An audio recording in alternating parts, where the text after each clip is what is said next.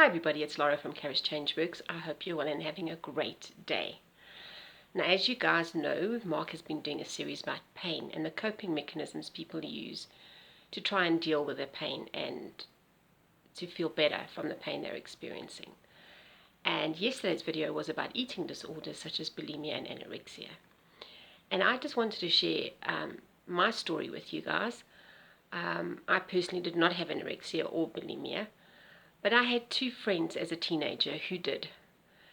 They both became anorexic as a result of various abuses in their homes, in their childhood. And the only way they could deal with it was to do, in both cases, they started exercising so much to the extreme. They would limit their food intake. And it was just heartbreaking to see them go through this.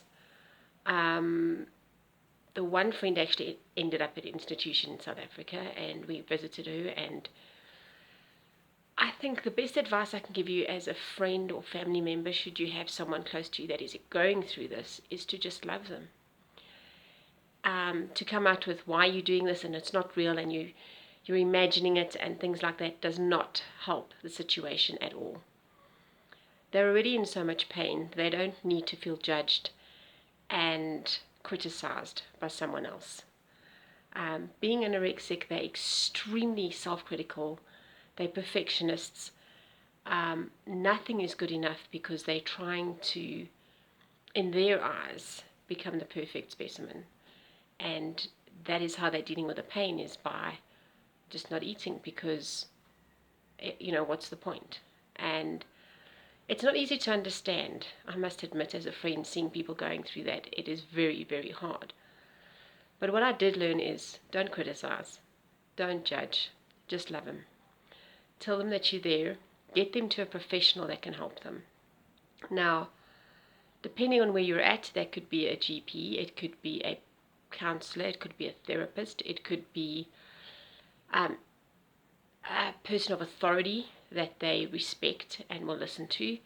It'll be a psychiatrist, it could be a psychologist. But please, guys, don't judge, don't criticize, don't try and help them yourself, because unless you're a qualified counselor or therapist, you're not qualified to help.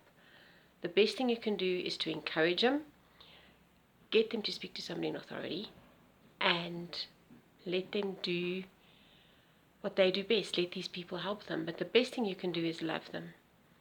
And if you're aware of the abuse and stuff and you know what's going on, don't judge. Don't be one, oh man, you're just being silly, or that does not help. Okay?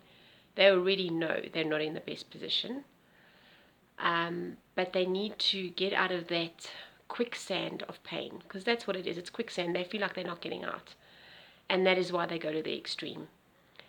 And like I said, it's not easy seeing your friends going through that. And